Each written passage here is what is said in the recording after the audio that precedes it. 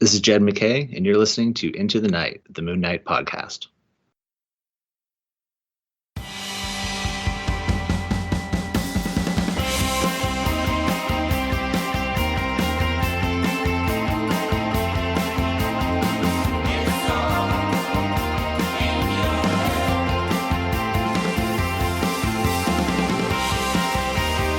Yes, welcome back, loony listeners. You are listening to Into the Night, the Moon Knight podcast. This is episode 265. You are with your High Priest of Khonshu, Ray, and the other High Priest of Khonshu, Rebecca. Rebecca, welcome back. Hi. Haven't broken anything yet. No, my God, I had a bit of a panic attack there. Things were almost. looking... We almost did. I've got it down to the browser, so I think at the browser... I'm using this... Cats. I'm good. Yeah. Anyway, loony listeners, we are back again. It's been a busy week. My gosh, Monday we had the trailer, but this episode... What a week. What a bloody week, Rebecca. We have a Moonshine. It's all about Moon Knight issue 7 by Jed MacKay and Federico Sabbatini. And as you mentioned, as you've heard, Rebecca has joined us, and we are live streaming as well, so you can see both of us if you're in America and you wake up early enough. Otherwise, if you're in the UK or Australia, you can see us. Unlikely. Unlikely. I'll keep my eye on the clicks as we go. Yeah. But before any of that, a big thank you to our sponsors. Now, of course, all our patronies, thank you so much, and a big shout out to our newest member who's picked up a Spectre tier, Frank Dukes, or aka Dragon Heat Beats. Thank you so much, Frank, for joining. Yeah, it's so cool. Love having you aboard. Love interacting with you in the group. I mean, Frank's been around for quite a while, so it's great to have him as a patroni. Also, as well, other sponsors: Drew Toombs, Daniel Doing, CLZ Comics, and Dreamland Comics from Illinois. Yes, so Rebecca, you probably can see some comments coming in. We got one from the Power of Chad. Wait a second. Yeah, let me go into... Oh, yeah. Hi. Yeah. And Mario. I didn't have that. I'm not used to this working for me, so I had to find out how to work. But hi, morning. Yeah, and Mario's waking up bright and early. Yeah. One of the patronies as well. Hello, Mario. Really glad to have you with us. Thank you for the feedback. Yeah. Now, before we get into the main part of the show, which is the Moonshine, Rebecca, a bit of idle chat here. Look at Ray. We've not really got a lot to talk about this week. Well, I want to get your thoughts. What's happened in the world of Moon Knight this week? I know. Really? Well, at the beginning of the week... actually, seriously, we should start by saying rest in peace to... Oh, absolutely. Oh, my gosh, that is a bit of news. Ulliel. Yes, Gaspard Ulliel. Yeah. 37, tragic... Man in Midnight Man. In Moon Knight. So that's that broke last night, yesterday afternoon for us. Absolutely terrible. Incredible actor, and it's definitely going to add a certain sort of pathos to watching the show. You know what I mean? Pathos? I don't know. Sadness. Yeah, I know what you mean. Yeah. So I don't want to start it off on a downbeat, but it seems that's kind of bigger news than the trailer.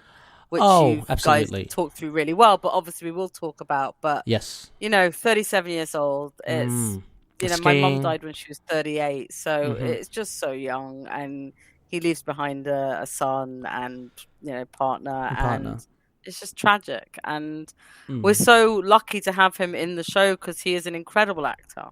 Yeah, and it's quite sad, but yeah. And what makes it even more sadder, more tragic, I guess, because Moon Knight, Disney Plus, MCU show. This is a huge It's certainly thing. something that would raise his profile from the English-speaking audience. From obviously he's very extremely well known in France. Yeah, but I think most people who've seen him in English films will only really know him as young Hannibal in Hannibal Rising. Yes. But yeah, so it is a shame. Yeah. I'll be looking forward to seeing his performance in Moon Knight. Yeah, and And I assume we will get some in memoriams in the episodes he's in, at least in the first episode he's in or something.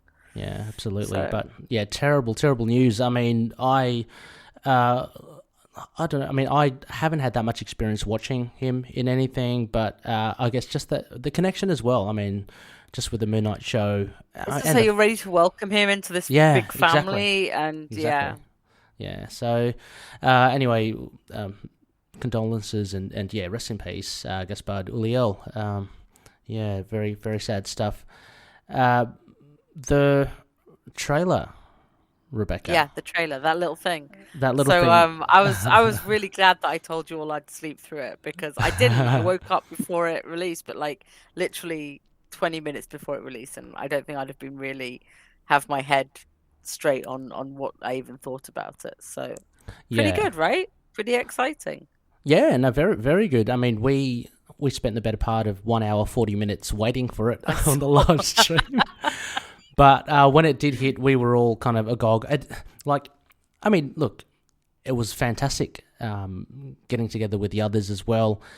Similar to, I think, what Josh said, when it hit and we were watching it, it did jump a bit. So some of the film was clipped when I was watching it, like on the stream. Right. So you've got to see it properly now. Yeah, so I went back to see it, and you definitely saw Conch. You saw the suit at the end, because I thought it was just like a flicker, but it actually was the whole. You actually see Moon Knight turn around slowly and walk towards the camera.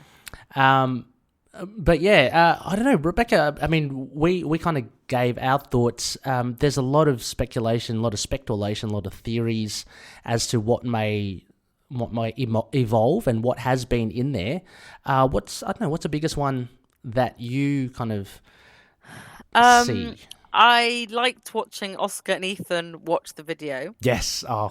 Because watching Oscar mock the accent gave me life. Yes, actually, me too. It definitely, I think, shows that we won't get that much of the accent, or it will change, or you don't sort of spend a long time perfecting an accent and then mock it quite as openly as that.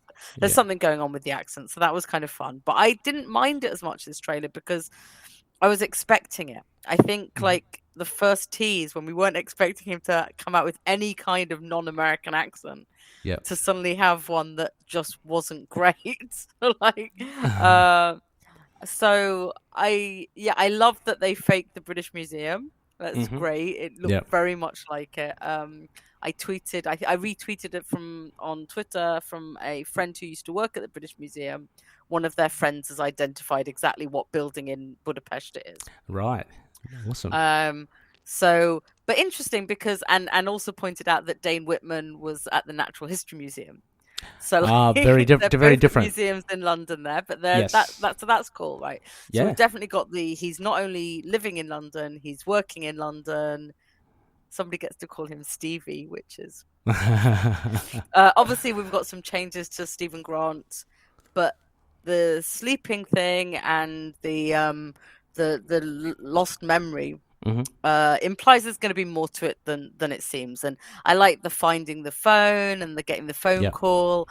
I have got a friend who reacted quite badly to it and was just like, this just isn't Moon Knight. Oh yeah, I've come across. That's the only person I've. Oh really? I mean, I haven't seen too many people. No, I mean, I'm just like, I think that the trailer really did its work for me, is because it excited me about the possibilities of this series without telling me too much about what the actual storyline is going to be. I mean, and everyone who put the captions on and jumped at the Arthur Harrow thing, well done. Yeah. Who watches with captions? I mean, I do, but I didn't when I woke up at 2 a.m. True. So that was quite Arthur Harrow. I remember everyone's like trying to explain who this is, and I think I just went, "Lol, he's a Nazi." I just shrugged it off like that. Yeah.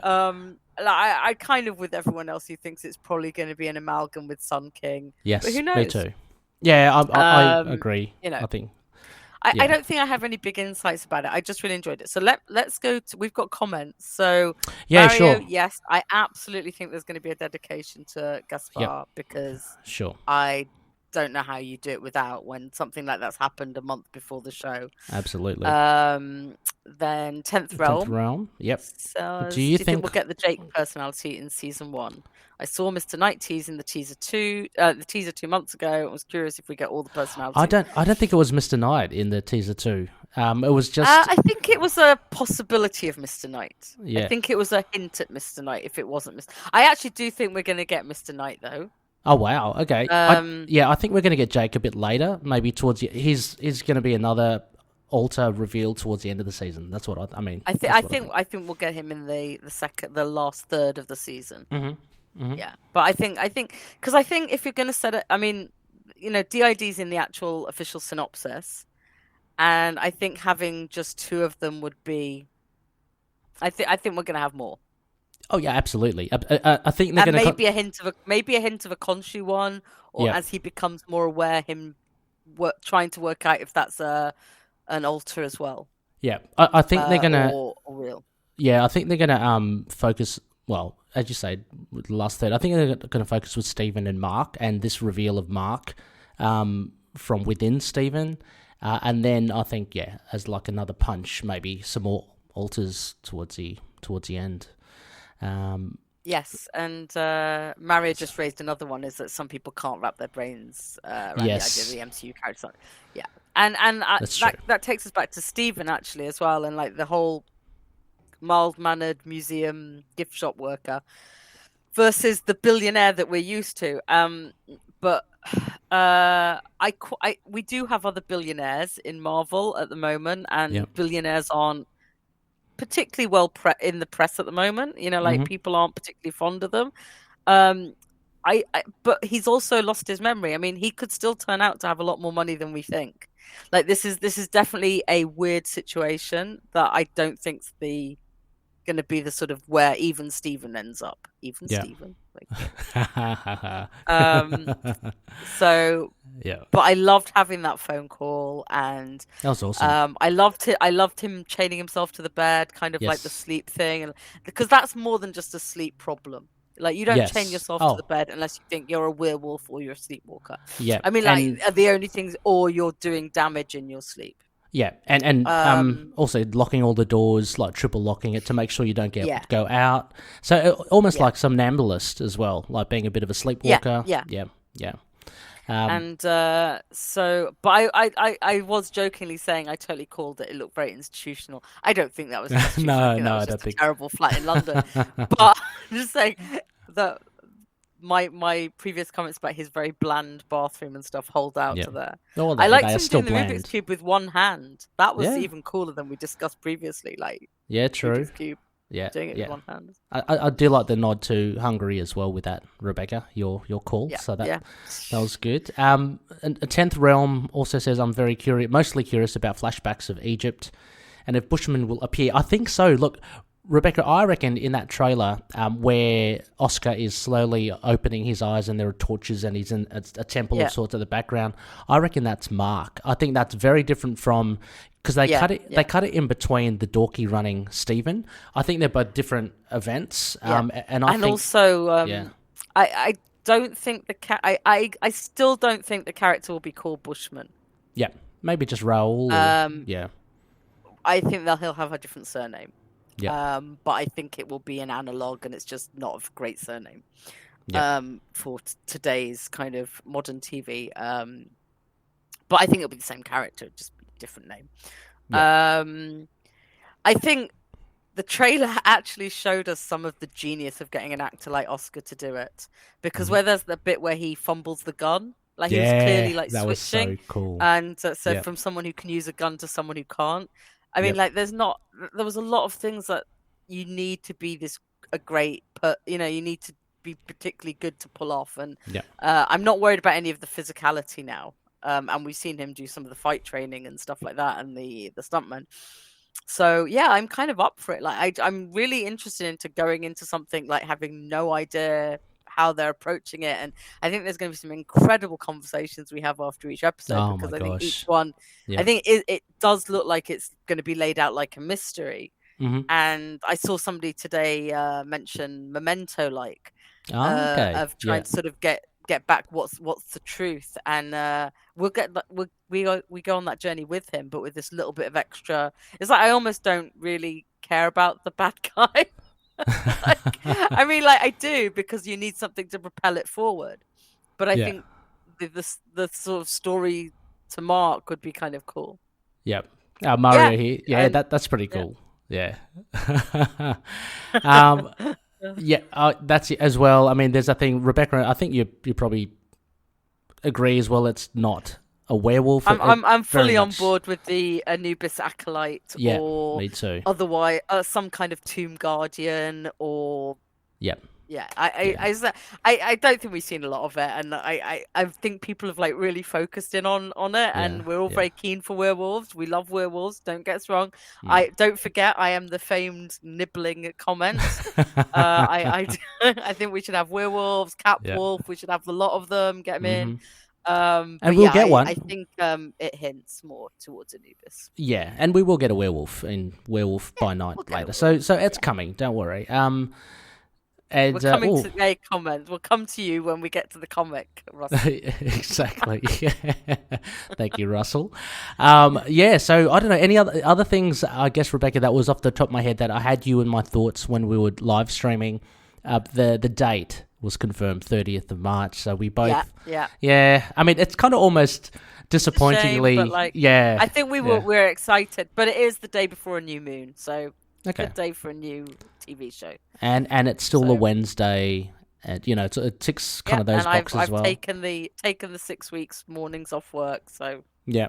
And did you say as well in our chat that never eventuated, that no one knows about, that no one knows about, the 30th still aligns with the end of Boba Fett or the start of Obi-Wan or something? I think we might get a doubled up episode. Oh, I think we might get. Okay. Yeah, I think the 30th doesn't. The 30th would have it finished on the 4th of May, I think. Okay, right. So we might get 2 episodes, or we might not. Maybe they're confident enough now that they can double up a bit. Yeah. I mean, so look, there've been millions of thoughts going around for this trailer. It's been a fantastic week. Not only do we have the trailer to try and absorb, but we get a brand new comic from the stables of Jed MacKay and a fill-in artist, Federico Sabbatini. So, Rebecca, you ready to jump into our Moonshine? Let's do it. Yeah. Excellent. So we are covering, there you go, Moon Knight Volume 9, Issue 7, released January 19th of this year, 2022. You know where I'm heading with this, Rebecca. I'm doing the top bit. Yeah. So, writer Jed MacKay, penciler Federico Sabbatini, colorist Rachelle Rosenberg, letterer VC Corey's Petit, and editor Tom Brevoort, with a cover by Corey Smith. So pretty cool cover. I got the Raza one. I got the alternate. The white one. The white one. Yeah, that's couldn't cool. Resist it. But my comic shop didn't have the preview up, so I knew I'd seen it somewhere and really liked it. So that's when I switched to it. But I couldn't remember what it looked like, so they only put the cover up yesterday, and I was like, oh, that's why I liked it. Yeah. Yeah, it's a fantastic, beautiful cover. So we have one more thing to say before we get in on this. Sorry. Sure. We're getting another Moon Knight series. Oh my God, yeah. Another, let's backtrack, Idle Chat, of course. Yeah, that was in the... Sorry, back to Idle Chat, everyone. Back to Idle Chat. We're getting Moon Knight, Black, White, and White, and Blood. Black, White, and Blood. Have you followed or read the other ones? Or the Wolverine, Elektra, Carnage? I have Superman Red and Blue. Oh, okay, yep. I heard that was good as well. On the other side, but no, I haven't read any of the Marvel ones because it's just I don't have the money at the moment. Yeah, it's really expensive. Yeah, but luckily, lots of other minis finish in March, so up for April, and it's 4 issues, and Jonathan Hickman's writing a story. Yeah, there are a fair few creators involved, right? So but it's like an anthology series. Yeah. So and Chris Bachalo. I think he's doing Hickman's, isn't he? Yeah. So and then Mark Guggenheim's doing one. Yes, this is on memory. Yes, so you're right. Guggenheim. Yeah, that rings a bell. I can't remember who's drawing that one, so I apologize. I don't want to get into it because I don't want to not tell the artist. But anyway, that's exciting. We'll talk about that more another time. But 4 issues from April, and And Loonies, that will be Moon Knight comics at the same time. Exactly. Pardon, please excuse us for the lack of information. Links in the show notes. You'll see the article. They'll get covered. Yeah, exactly. Back to issue 7. Back to issue 7. Variant cover. Rebecca said available on floppy, of course, and on digital. And I'm sure it's going to be available in trade later on down the track. Now, for listeners, of course, if you haven't listened, we're just going to go through a bare bones, a synopsis. And then we're just going to go on to maybe 5 key points. Rebecca, I've just added them there. If you have any key points, of course, let's go for that. I'll just jump in, yeah. And then our copious notes at the end of writing art, themes, characterizations, and references. And we'll cap it off with Conishue's rating system, marked 1 from 10. So, Rebecca, would I be able to hand it to you for the bare bones? Summary written by Ray, Thank you. Previously read by me. So if I stumble, that's yes. why. Nonchalantly, Mr. Knight walks into the bar with no name, intent on finding out more about Zodiac, the villain who's been playing a cat and mouse game with him. Announcing his unpredictability to the bar of villains, Moon Knight leaves with not much to gain. It's not until 8-Ball leaves the bar that Mr. Knight, Reese and Tigra, calling him in an alleyway, pressing him for more information. Moon Knight takes 8-Ball to an old car yard where the car shredder proves ample motivation to reveal at least one name for both Moon Knight and Soldier, Manslaughter Marsdale. And he's then targeted by the White Knight in the hope of getting closer to Zodiac.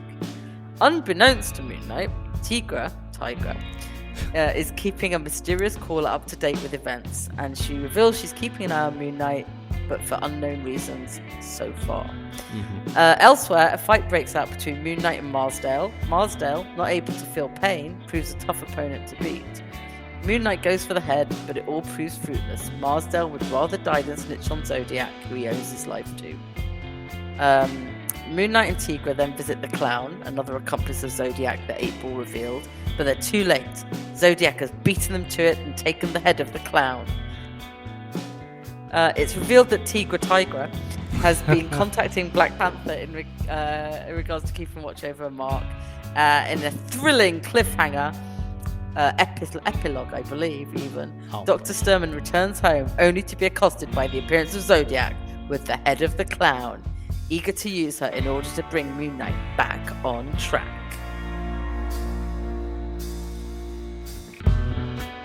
Yeah, so that pretty much sums it up. I've already submitted it to Wiki, Rebecca, so there we go. It's good. Speedy. But overall, before we get into the key points or talk about the key points, I mean, what did you make of this? I guess you'd argue a different issue because of the artist, at least. I liked it. I thought it was pretty decent. I mean, like it's an interesting setup. I'm gonna have to bring. There is a comparison with a certain character who we will not name. Really? I'm sorry, it's especially obvious if you're gonna bring the Clown and beheadings and things like that. You know, like it's gonna come up. But I'm still taking it as more of a knowing joke amongst us all, rather than anything too big deal. I liked seeing Reese and Tigra together. Mm-hmm. Yep. I like seeing Mr. Knight going. Mr. Knight in the bar was great, absolutely great. The rest seemed a little bit rushed, but in a good way. But it's just like, I mean, he had it kind of. I don't know if I'd have liked it to be stretched out, but it was very sort of. And then I don't know how I feel about the epilogue. Okay. I'm not sure if I'd rather not have had it, because I think I've already raised that, it's a little bit problematic that so many of his psychiatrists get into so much trouble. Yeah. And that they often tend to be women. Mm-hmm. And it just... I appreciate it, and I absolutely think it's what Zodiac would do. So I don't think there's anything unusual or weird about it. But I was just like... I'd just like one of his psychiatrists to not be put in that position. But we'll see, because like, look, Jed's switched things up so many times from the expectations I think we had with Dr. Barda and Hunter's Moon. Obviously, same person, but as a and with Soldier and with Zodiac, like we thought we were going to get this big flat out fight. So I trust him. I trust him that it's going to be interesting whatever happens. But I think I'd have almost rather not had it, because if it had just started in the next, if it'd been like maybe even a prologue to the next issue, but then we've got Devil's Reign coming up, so that's going to throw things out a little bit. Yeah. It was a strange issue for me. To be honest, it felt like almost in issue 6 that was closing out the Zodiac thing, because he disappeared, and I thought, okay, so he's going to be on the run. Because I was genuinely surprised to see him again in issue 7. Like, I didn't really know what to expect in issue 7, because it, if you count by trades, it's a new arc. So I thought, okay, so what's going to happen here? This is going to set up Devil's Reign. So yeah, it generally surprised me that he was still hanging around, and he still has quite a role, albeit at the end. I did like that Mark didn't let it lie, though, and he's tracking him. I'm going to call him Mark, because I find it hard calling him Moon Knight. But I find it, I'm kind of glad he didn't just go, oh, what should we do now? So it seems like the right kind of thing to do. But yeah, I mean, I get what you feel. There is something we're not used to about the pacing here. Absolutely. It's all kind of liking that. It's like, it's a little bit unusual. It's almost catered towards the monthly rather than a trade. You know what I mean? Because actually, and I really like that. There's not many comics that feel that way anymore. Because we've got a good 30 days or whatever since issue 6 to kind of digest the whole Zodiac thing. So it does feel like when I can imagine, say, on the flip side, if you read it as a trade, it's just like, oh, he's back again. Like, that would actually feel a bit weird. But yeah, I think it still works. It's just a little bit of an odd an issue. I thought the pacing was okay. It was quite fast. I enjoyed the action, of course. So we got a lot of action there. And I thought the art was pretty good. I mean... we were talking about it on Discord, and I think, he's done a really good job of like doing a step in one that doesn't feel super different. But it's clearly his own style, but it's at least in the same vein. Like that you don't have sort of cognitive dissonance about it. Like there's differences, obviously. And I think we're all very used to the other artist, Alessandro Cappuccio. But I liked it. I thought the coloring's still amazing, though. Coloring is awesome. And he glows when he goes in the bar. It's amazing. He literally he walks in the bar and he is glowing. I love it. I mean that that's one of the key aspects I put in first, the him walking into the bar with no name. And Rebecca, just to kind of overlap with some feedback, if I can find it, there was someone that mentioned someone mentioned, oh God, I can't find it now, but someone mentioned that on the cover you get all these kind of renowned villains, but they ended up being kind of a bit like no one with sort of no names. But it was still kind of cool to have Moon Knight in there. It's so brazen and so to the point where actually I was thinking, oh come on Mark, you just take I love that they're all in the bar in their costumes though. Like I'm sorry, I love it, but just don't buy it. But it was very cool. The whole sequence was great, and then going straight to Dr. Sturman and this him talking about Zodiac and which then is... I actually this was really sweet when he's like going. She's like, no, I don't know Zodiac, and I've heard of this Zodiac and that Zodiac. It's like what other people were saying when Zodiac was revealed, so it's kind of nice. Oh, that was that was Mario. So Mario was talking about it may have been on Discord when we were talking about the villains. But I mean the bar it was good.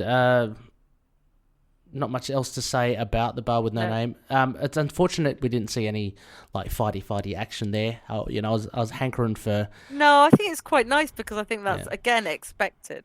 We've seen that happen so often in things, and it's kind of nice to just go, I need this, tell me what you're doing, and then just leave. Oh, yeah, and there were many other... And you get the 8-ball thing straight afterwards. Exactly, so. I was about to say, there are a lot of other tense moments, so that's pretty cool. Yeah.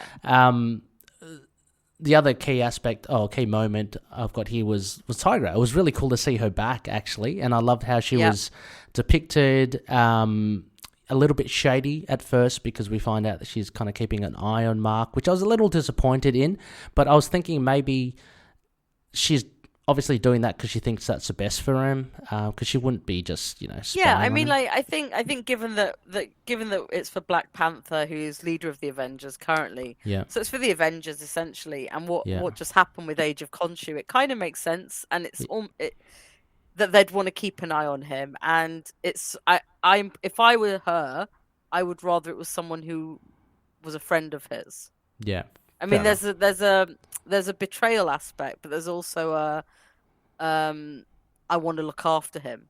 Like I want to give him a fair trial as such. Like so if I'm watching over him, at least I can give him the benefit of the doubt over certain things. I know how so it makes sense that they would ask her, and it may or may not make sense whether she accepts. That's going to depend on your view of her. But I think if somebody asked me to do it for somebody who had mental health issues, and had just done this whole Age of Khonshu thing, I'd probably want to be the person who was reporting on them. Yeah. Do you see there being a Tigra versus Moon Knight coming up? Is there going to be or is Mark smart enough not to go down that route? I would hope that they don't, but I could see them having an argument about it. Argument. Yeah. I would hope there's no actual fight over it. Yeah. Yeah. The other key moment here, Rebecca, and it was a very subtle one. Who didn't cheer? Who did not cheer? Yeah. I mean, I didn't initially, but then I went back and I cheered. Yeah. So I got here, Fasanera leaves her mark, and what a cool way to give a little... Like, it just makes her even more enigmatic, you know what I mean? I love it. It was just great. Yeah, so basically... It was just great. A nice little S on the wall. Yes, and S on the wall behind Reese and Tigra in the alleyway. A lot of people loving to write things. I mean, Zodiac does it as well, but albeit with the blood. They're scrawling all over the wall. I mean, I think that's why it was quite subtle, because then you got the other one, and you're like, so is that the same thing? And it's just like going, but it was really sweet when Reese said, "What's it about?" and Mark said it's a challenge or a Valentine. Yeah, that was so cool, isn't it? Yeah. Oh, bless. That is such a looking forward. So funny that Jed, the way that Jed wrote it in, and hats off and thank you for Jed as well for giving us that little. I think he gave us that little scoop saying issue 7 will get. He did, some Scarlet, stained glass Scarlet. So that was cool fun. I'm assuming then we'll definitely see her maybe during Devil's Reign. I don't know. It could be as early as that while Mark's in jail. I thought he said that we might get her. I thought he said we'd see her fully in 8, but I. Oh, in 8. Okay. It was a while ago. No, I think he said we'd hear a mention of her and then we'd see her in 8. So. Okay. Well, that's fully Devil's Reign. So that's great. Yeah, so she could be. Tracking Mark. She could sort of turn up and go, "Who are you?" Or she could be the one helping free him from jail. That's what I'm thinking. Yeah, or that dynamic with Hunter's Moon would be. Thank you, Mario. Mario just said she's in the solicit for 8. So. Excellent. Early morning for Mario, but he's still on the ball. Well done. On the ball. On the 8 ball. On the 8 ball. Oh, and there was a little thing that Chad was saying. I think, again, it was on Discord. Do you think 8 ball is gonna bite the dust sooner or later? He's not had a good run, the poor guy. I mean, he's not. Who knows? I'm rooting for him.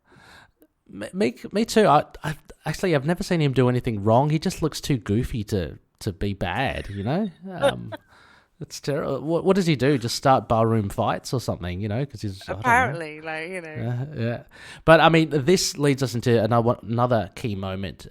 It's 8 ball basically giving some information upside down, chained up, threatened to be, shredded.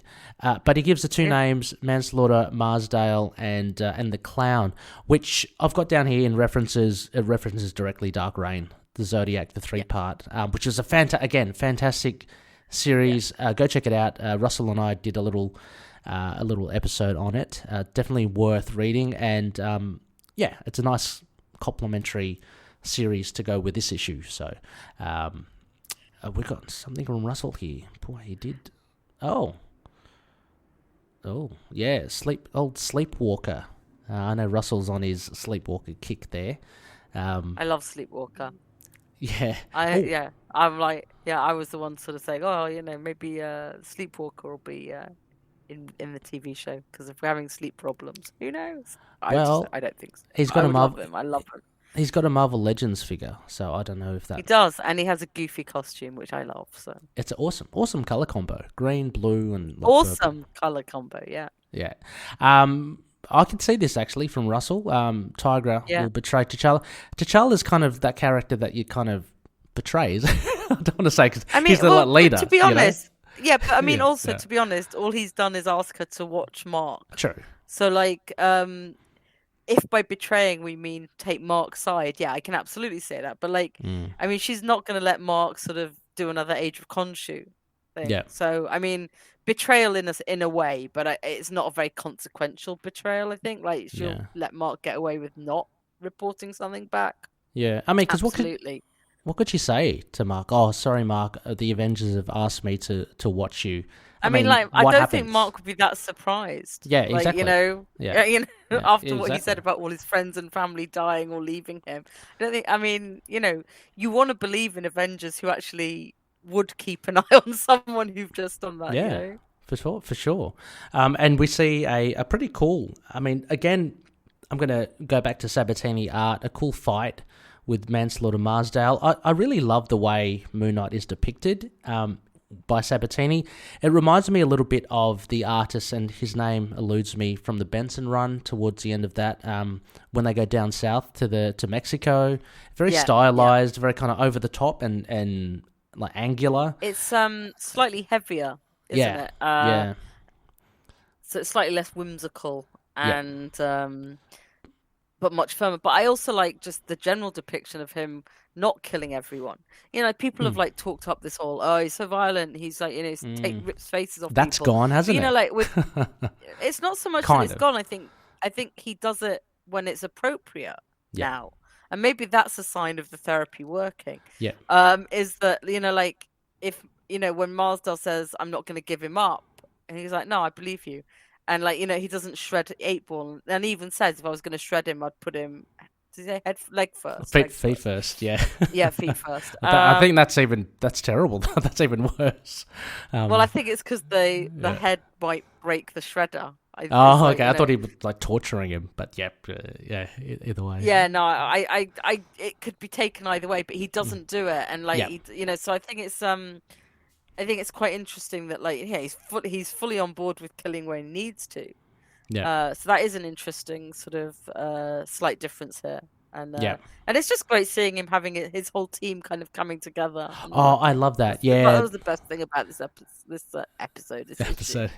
That was one of the points I was thinking of putting up. And again, something that we chatted with Jed. I think we asked him, will we see more from Reese and Soldier in Action? And we do. I mean, they're his network at the moment. They're his Crawley and Jenna and Frenchie. I mean, they're on the streets. As you said, I loved seeing Reese and Tigra just standing next to each, because the first thing that popped in my head was, we're going to see Reese in action. This is awesome. I know she's not I can't wait till we do. Yeah, because she's a vampire. I know she's not really tuned to be a superhero trained. Presumably she can. She doesn't have to do much. She's very fast, just zip around, fang people, super strength, all that sort of stuff. Russell, again, he's come in with, I think Tigra might be catching feels for Mark. I'm happy either way, but hot take, Russell likes Tigra and Mark more than Marlene and Mark. Whoa. I mean, I think men just like cat women. I don't know what to say about it. And- I like them being friends. I wouldn't mind if there was a romance, but come on, look.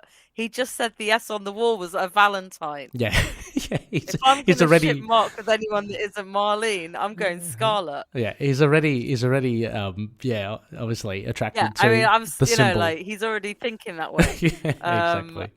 I'm happy with any of these relationships as long as they're well done. Like especially as Marlene has left with Beatrice. And, I love how the friendship's being portrayed. So if it moves on to romance, totally up for it. Yeah. But I do think him mentioning the S as a Valentine is maybe foreshadowing. Yes. You reminded me. I thought when Tigra was on the phone first, I thought she was actually talking to Frenchie because there was that would be so sweet. Yeah, but there was sweet. I thought it would be Avengers, but I thought it would be maybe Cap because I kind of forget that Black Panther's the head of the Avengers at the moment. So. Oh, okay. Yeah, I only thought Frenchie because she makes a remark about whoever was on the other end of the line didn't understand something like a terminology. So I thought, oh, maybe it's Frenchie. But yeah, we get it revealed at the end. It would anyway. have been lovely if it was Frenchie as well. Yeah. But anyway, so we've got Scarlet Fasanera, Stained Glass Scarlet coming up for sure. We've got the team seemingly forming together, not too long now. What did you think of, just your thoughts on Manslaughter Marsdale? I mean, we know from Dark Reign, he says, like, Zodiac saved his life, but we know Zodiac did the dirty on him anyway, like, actually orchestrated that whole beating of him to pretend to take him up. So, do you think we'll see things come to a head with this, or is this something that probably Jed might leave well enough alone and just use them? Yeah, awesome. I'm neutral on it. I'd be good either way. I'm just thinking whether I don't know if that's.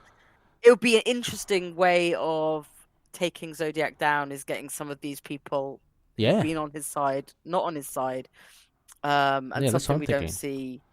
Well done that often, and there is a history there.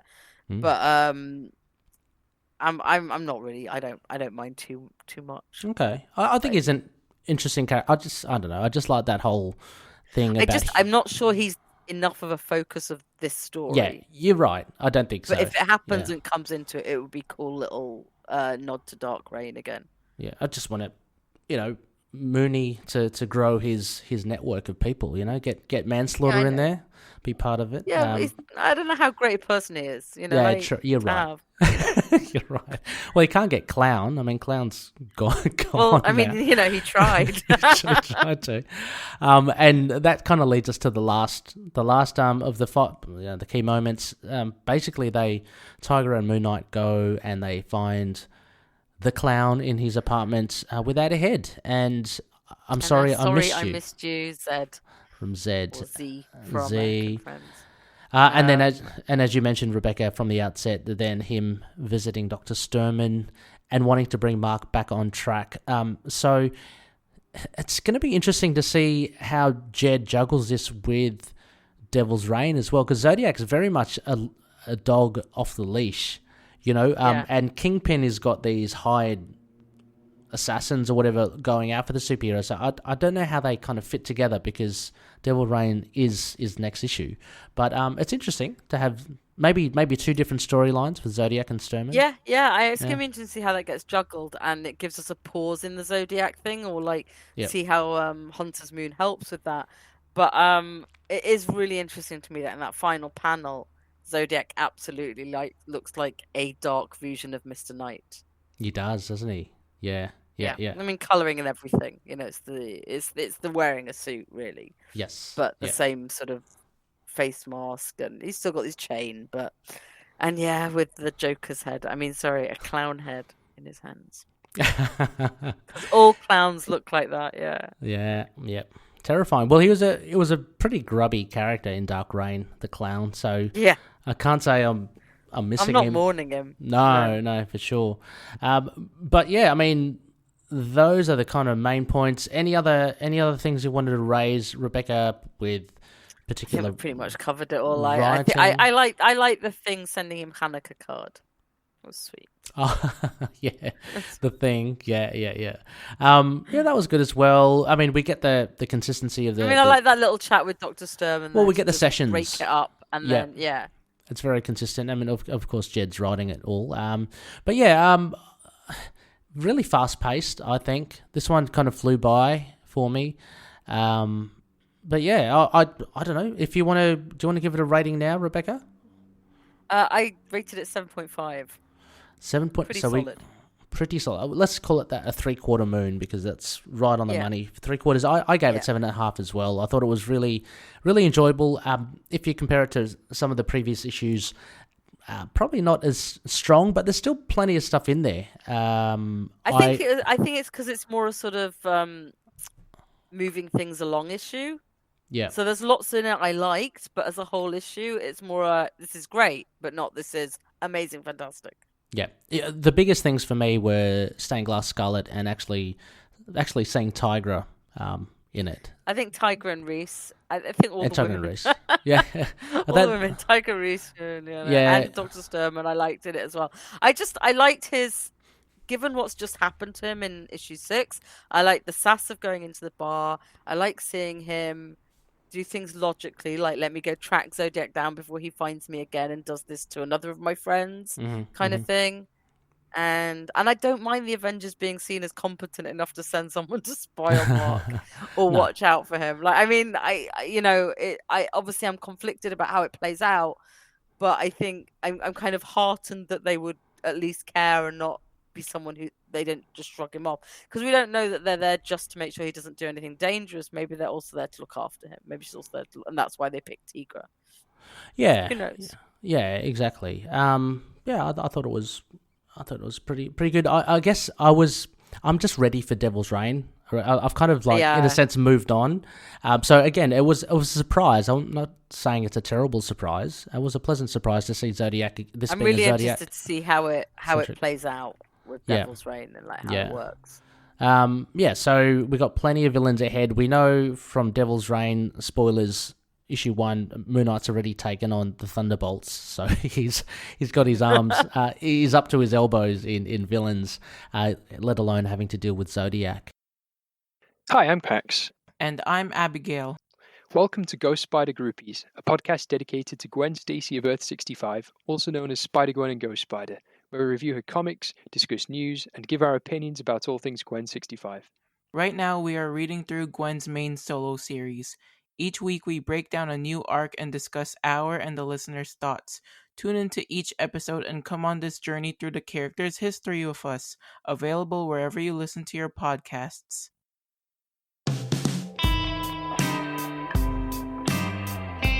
Rebecca, let's go to Night Lanes. That's our little thing. Trying to work out what it was. Now I know what it is. Yeah. Sorry, everyone. This is our listener. Just feedback for the issue, and we've got a couple of audio voicemails as well, which we'll get through. But Rebecca, again, shall we just go through alternate? Yep. Do you want to take take the first one? Yeah. Derek Scott Plummer from the Facebook page. This was probably my least favourite of the run so far. Not saying it was bad, it just felt kind of rushed. And when trying to show a lot of action, you need the space. But I like the revelation that Tigra is spying on him for the Avengers, which makes sense. And that his doctor will now be compromised. I can see some trust issues coming into play for Mark. Oh, yeah. And that'd be interesting. That's one way you can definitely go with both of those. So. Yes. Yeah, definitely. Yeah, for sure. No, thank you, Derek, as well. It's a shame. I mean, like I said, it's not like one of the top 2 issues from this so far. But, I mean, I think they're all very strong. Mario, who is with us as well, he also left some thoughts on the Facebook group. And Mario says, "Oh, the twists. The title is another double meaning, as it not only refers to the hunt for Zodiac, but also what the Z-Man does to the clown. I half expected a job interview to be mixed in there somewhere too. The art takes a little getting used to, and I had trouble telling which villains were supposed to be in the bar scene. Although amusingly, the hooded guy over Mark's shoulder looks a bit like the Shroud. I thought that too, and I was like, no, he shouldn't be in there. Kind of he should. He's undercover. The line work I just thought it might be the Hood. He's always in bars. Oh, yeah, there could be a Hood. Yeah. I'd like to see Moon Knight and the Hood, actually. Far out, that would be really good. Me too. Just a Hood party. The line work is a bit sketchy. For similar reasons, it's a bit hard to make out some of the fights between Mooney and Manslaughter Marsdale. I'm sure you guys are happy to see him, given how many times you've mentioned him. Nice way to deal with his abilities too. Yeah, I mean, just knocking him around the head. That's fair enough. I was also confused by the beginning of the 8-ball scene, but not to the detriment of the story. Still, I'm going to be glad when Capuccio comes back. The business with Tigra was a real surprise, although perfectly in character for that particular person. And unlike most in her situation, she actually does care about Mark, which adds some pathos to the situation. Her little team up with Reese was also quite nice, which, yeah, Rebecca and I had mentioned. And then we get to that cliffhanger where Zodiac plays his next game. Oh boy, it's going to be a bumpy ride. Mark's comment that he was too confident is interesting, however, since it suggests that he may have something in his background. Arcade's kid brother or son, maybe? I hope so. Mario. You love your arcade. Only for the sake of keeping that alive. Next time, Mark copes with the Kingpin and Devil's Reign, and Batter fills in at the mission. I can't wait. Yes, thank you so much, Mario. It's, that's absolutely. Tigra, she has gone through so many changes lately, so it was hard to keep track with where she is at currently.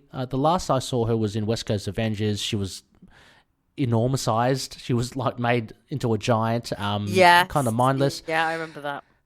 In the 80s, West Coast Avengers, she was more, she was more very, how do you describe it? Rebecca, she was more virile. Have been through that a lot. Yeah. But now she seems very level-headed. So it's, I don't know. I can't see this being her either I like way. her in this. I do as well. Mark's side, yeah.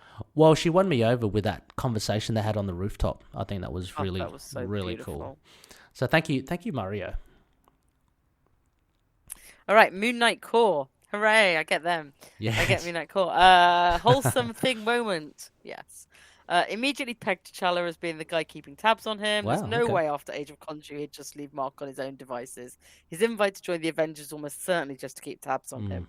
Good in-character writing on Jed's part. I think that was kind of what I was saying, but better expressed.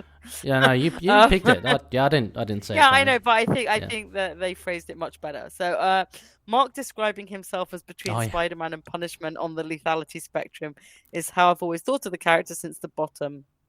It reminds me of his team-ups with the two over the years, particularly the Chuck Dixon run, where it's basically the two vigilantes battling for the soul of Moon Knight. Yes, good point there. Agreed, yeah. I also like that Spider-Man and Punisher spectrum of street-level heroes, because I think we could plot most of them on that. It is perfect. Yeah. And I think it also expresses why we have issues with some characters being quippy and not others. Is where we perceive them on that scale.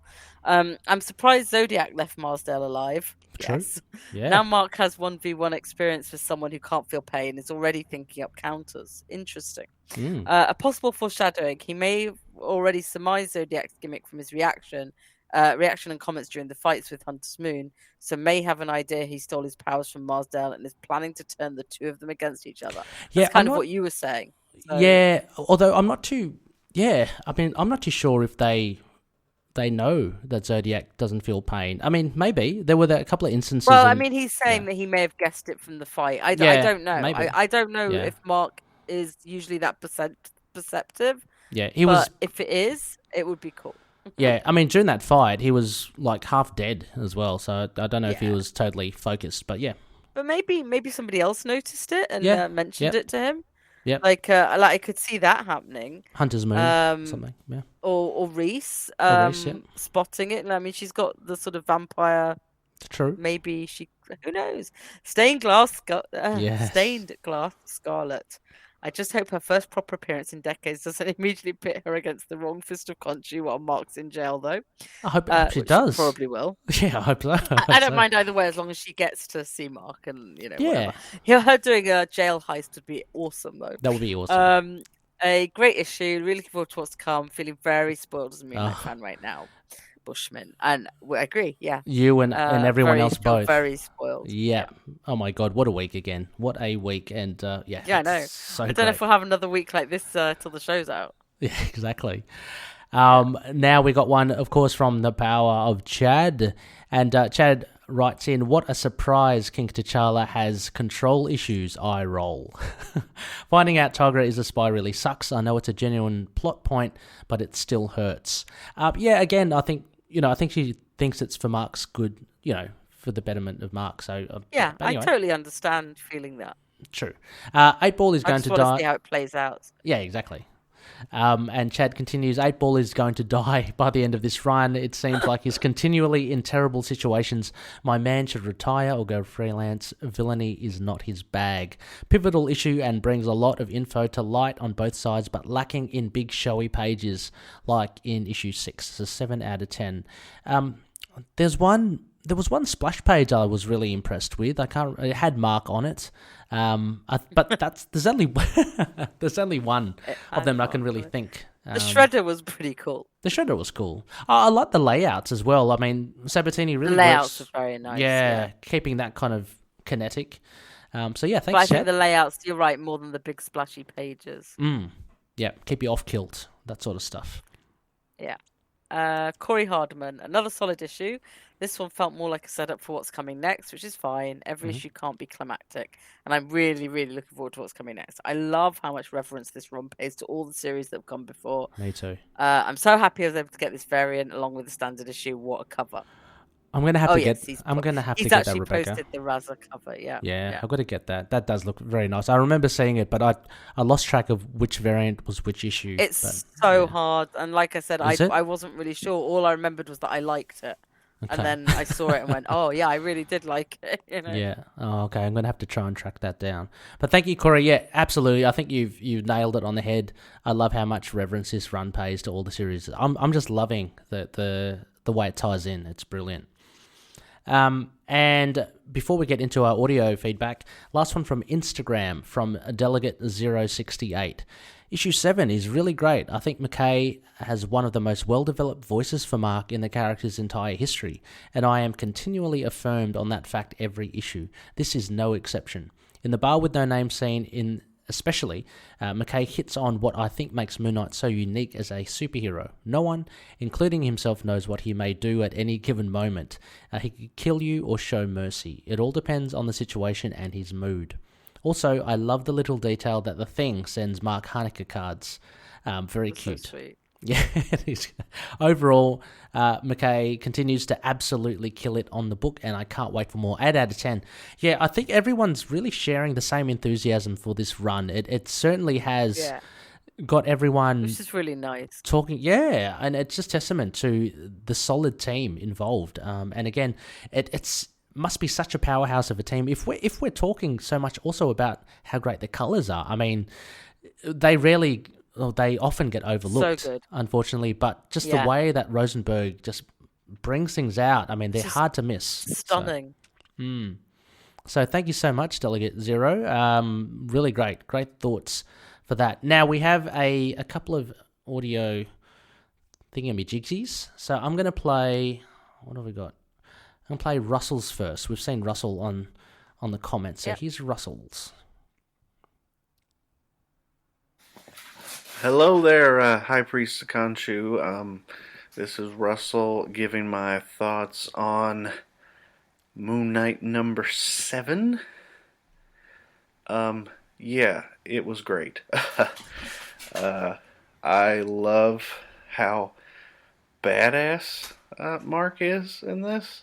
Just strolling up into the bar with no name, being like, listen, I'm not Spider-Man, so I'm not going to go easy on you. And I'm not the Punisher, I'm not going to kill you.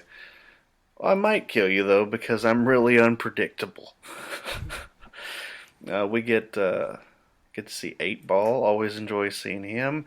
And we start to see Zodiac's crew from Dark Reign.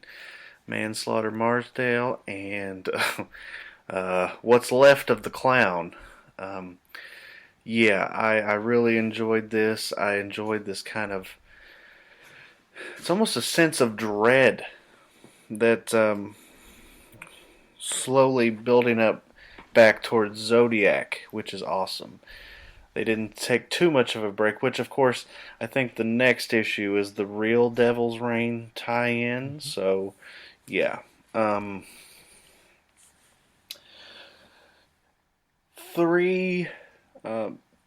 guess the three biggest moments for me in this were we get the revelation that Tigra is actually keeping tabs on Mark, which is heartbreaking. Looks like the Avengers, notably Black Panther, want eyes on Mark Spector. Obviously, the epilogue is a huge deal. We're in for a wild ride there, and it made me so nervous seeing Zodiac sitting there at the end, holding Clown's head, I might add. And then for the little wholesome moment there, I just love that Ben Grimm sends Mark a Hanukkah card every year. That was really great.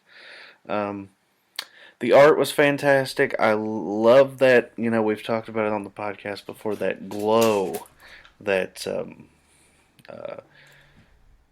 Alessandro gives Moon Knight, to where, like when he walked in the bar with no name, it was almost like he had an aura around him. Like, it was super, super effective.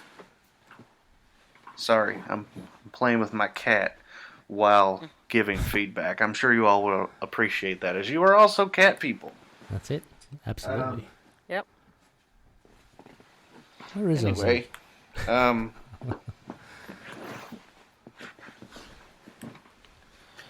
so yeah, it was a fun issue. Lots of big stuff happening. I love the battle between Mark and Manslaughter Marsdale. Love seeing 8-Ball. Love seeing the crew. I'm sure we'll see the rest of the crew, perhaps, as we build up more towards Zodiac and Moon Knight's rematch. Yeah, if I had to give this one a rating, oh man, that was, let's see, I'd probably give this one a 9. A 9 Wow. out of 10. Jeez. And the only reason I'm not giving it a 10 out of 10 is because I just wanted more, which is kind of selfish. And that's not how comics work. But, yeah, I can't really find fault with this issue at all. Really, really solid. Anyway, that's it for myself, and may Khonshu watch over the denizens of the night. Thank you, Russell. Yeah, very impressed, obviously. And yeah, Rebecca, I'd like to see as well. I was trying to think who the other members were. It was the daughter of Necra. She was in the Dark Reign one. Yeah, no, she was really cool. I just read it through very quickly. I mean, Yeah. you talked about it with Russell, so you're expected to be the expert here. No, but she's the oh, actually no, and I know Whirlwind as well, because Whirlwind was the Inside Okay. Man. So I would like to see him as well. Dan Cannon, and I can't remember her name. Deathcry, maybe. She's the daughter of Necra. She was pretty deadly as well. So I wonder if Jed will use them in the upcoming somehow and tie that in with Devil's Reign. But thank you very much, Russell. And Rebecca, finally, we have one more here from Death Reaper. Thank you. Excellent. Thank you, Russell. There you go. You are Ripper. Anyway, here is Noel. Final bit of feedback. I haven't listened to this as well, so this is great. Initial response. Here we go.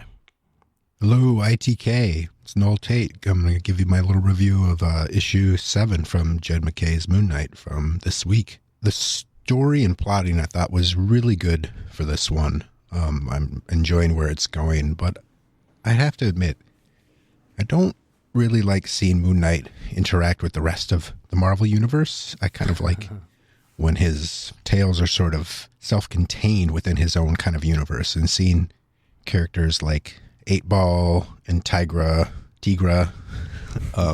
always throws me off like a little bit. And I mean, I know there's of course history with Greer and things like that. But I don't know. I personally enjoy it being a little bit more self-contained, though I won't complain too much because it's a Moon Knight comic and I still really enjoy it a lot. One thing I'll have to say is the fill-in artist. I feel like though the individual illustrations are really cool, I really like them. And the even though there's sort of like a manga influence, I think, to Federico's style, the storytelling seemed a little off. Some of the cut to scenes, I had to kind of look back and read again because I was like, what is going on here? And then I would kind of catch up. And I don't know if that was exactly plotted like that or if the artist was giving carte blanche to sort of do that. But kind of, it was not quite as smooth as Alexandro's storytelling has been. Though I still, like I said, and really enjoyed the individual illustrations. Moon Knight looks great. And the colors, once again, are wonderful. But getting to the story, I liked that Moon Knight is, deciding to go after Zodiac now and trying to figure out, like the rest of us, trying to figure out exactly who he is and what his deal is, and going after his minions. Going after 8-Ball was cool. Going after Manslaughter Marsdale was pretty cool. And the fact that Tigra is working for Black Panther, even though she doesn't really want to be, I thought it was kind of cute. 2 cats teaming up. And it makes sense that Black Panther would want to keep tabs on Moon Knight after the Age of Khonshu. And I also wonder, does she have to cut hole for her tail in every single piece of clothing she has? That's a drag. Anyway, overall, it was cool. I liked Zodiac's splash page at the end holding Clown's head.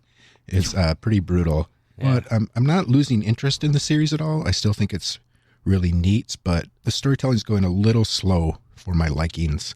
And I know we need to sort of decompress in this modern age, but all I can say is I'm excited for the Black, White, and Red, or Black, White, and Blood, or whatever it's going to be called, anthology series, because I'm looking forward to some sort of more one-off Moon Knight stories, the way sort of the Ellis and Declan Shelby run pulled me in. I would probably give this a 6.5 on the for the Moon Knight scale. For a Moon Knight story in particular, it's a 6.5 for me. It's above average. I enjoyed it, but it didn't blow me away. I'll talk to you guys soon. Thank you so much, Noel. Fair enough. Yeah, for sure. It's not like... I think it's going to be interesting to see what happens when we get the Devil's Reign story and what kind of pause we get there. Yeah. And because it's not so much the Devil's Reign issue, it's what happens in the normal issue 8. Yeah. Isn't it? It's like how easy it will be to go from this to say 9 to branch in. Yeah. But no. But I think it's fair feedback. Yeah, no, and like it's still holding interest as well, Noel. So that's always good. I think again across the board, everyone's pretty happy with how Jed's run is going. Every issue doesn't have to be a masterpiece, as they say. So, but as long as they're solid and consistent, and I think that's what Jed has been doing. So very, very good indeed. Well, Rebecca, that will probably wrap us up there. I don't know if you're getting cues there to. I'm trying to get us a special guest for the last few minutes of the show. Oh yeah, but no. Since having. I don't know if it'll happen or not. Here we go. Here we go. People who can see the. Oh yeah, what is an everyone episode? Who woke up early. Yeah. And came to see us live. This is Ozzy.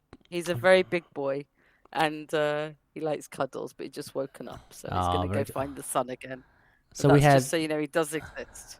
Cats are featuring heavily in this. That was such a great comment from Noel. I like the 2 cats working together. I'm so happy someone made the point because it was not in my head, and it's great. I love it. No, very good. Well. Yeah, that pretty much wraps us. Rebecca, thank you so much again for coming on. Thank you for having me. Thank you for tolerating a live stream.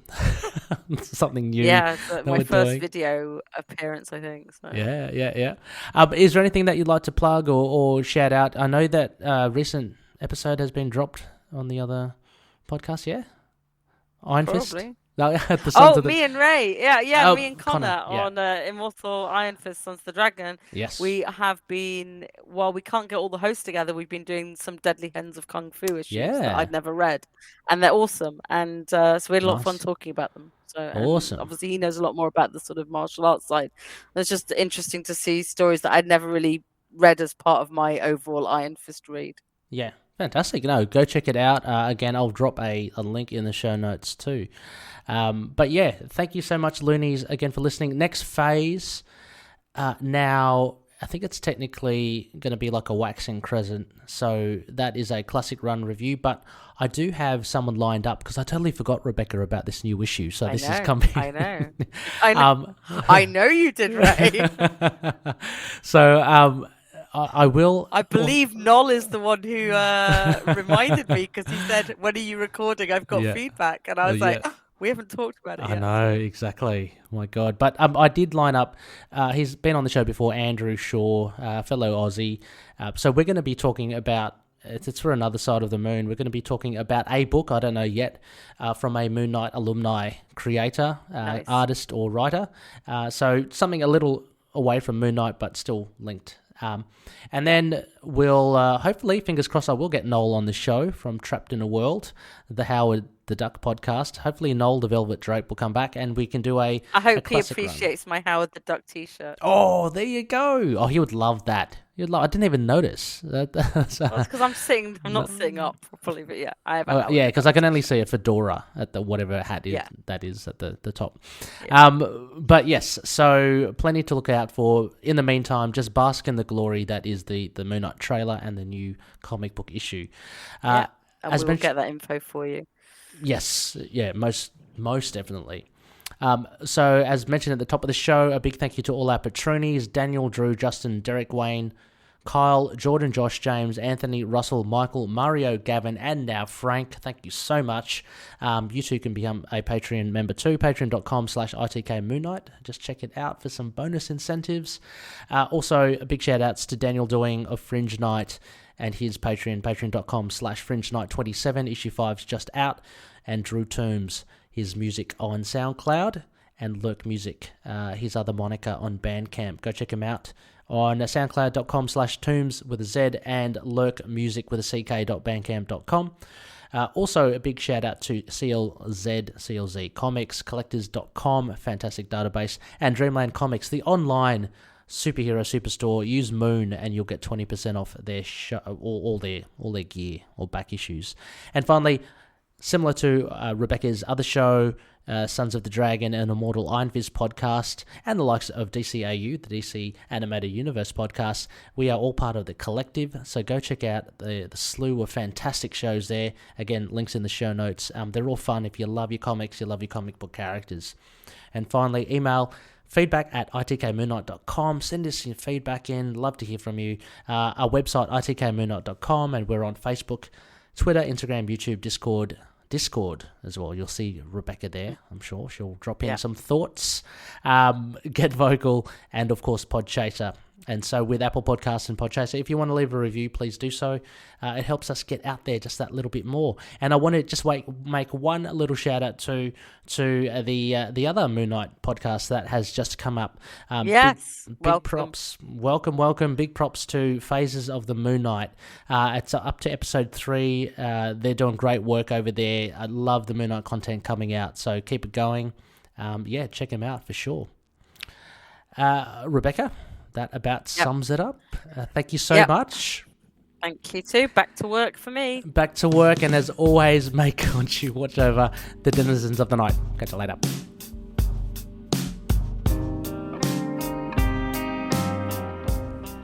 Moon Knight and affiliated characters, stories and events are properties of Marvel Characters Incorporated.